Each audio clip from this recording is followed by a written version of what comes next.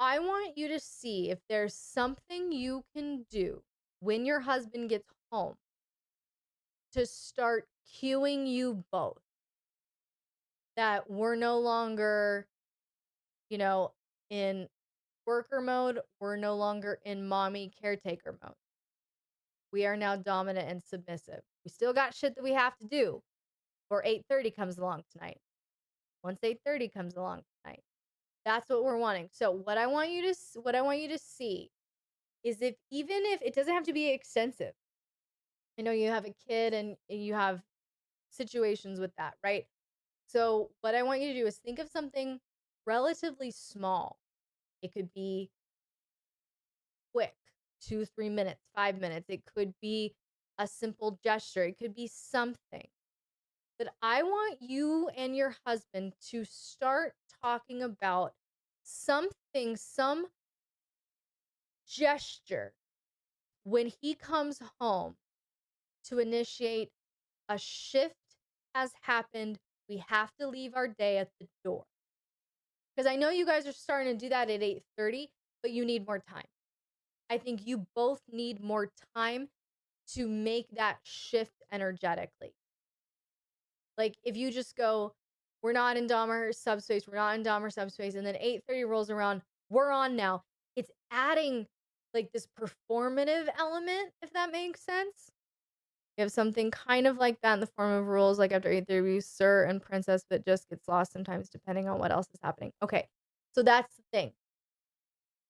If it gets lost, you have to choose something that can be consistent and won't get lost. And here's the other side of that. Being more diligent so that it won't get lost in the shuffle is part of what will keep you in the headspace. You using and this is going to sound super savage, and I'm so sorry. I'm not trying to call you out or your dominant out, but this is just the fact of the matter. If you both are going, we have rules, rituals, protocols, honorifics, but they sometimes just get lost. That's why you're not feeling submissive. That's why he's not feeling dominant. Is you're allowing your headspace, your focus, your attention to be yanked into these other areas, which are valid 100%. But it's going to require more mental control. DS will level up your mental control. And so that's one thing that I would really encourage you to lean into is yeah, it gets lost in the shuffle sometimes. Part of this is what can I do as a submissive that even if even if it gets lost in the shuffle, how can I still be submissive? What can we do to prevent it from being lost in the shuffle? If we need to change the honorific, if we like little tweaks can go a long way. But I would encourage you, totally get that. Okay. So what I would encourage you to do, my friend, is when he gets home, something to cue him because I think I think what will happen. This is the intuitive insight that I'm getting. And you can correct me if I'm wrong. Please correct me if I'm wrong. When you feel so naturally submissive that when you see your husband lean into that headspace, your headspace naturally follows. Am I right?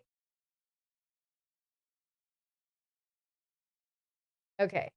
So then what I want to do then, what I want you to do then is think of how, and this is going to help you be submissive, but it's also going to really help your be dominant, which is also going to help you be submissive. I want you to think about when my dominant gets home, my husband gets home. How can I treat him like a dominant and not a husband? What can I do from the moment he walks in the door to show him that he is not this worker out in the world anymore? He is my dominant who deserves honor. And from the moment he walks in that door, What can I do to show him honor? Yep, I get it. Okay, what's coming to your mind? What idea? What ideas come into your mind? Because that's it. That right there. If he comes home and he's been working all day, he's been getting disrespected, just out in the world, and then he walks through the door to find you on your knees, holding up a beer, saying, "Master, I'm so glad you're home. I've been eagerly awaiting your arrival all day." You don't think that's gonna do a little something to his headspace?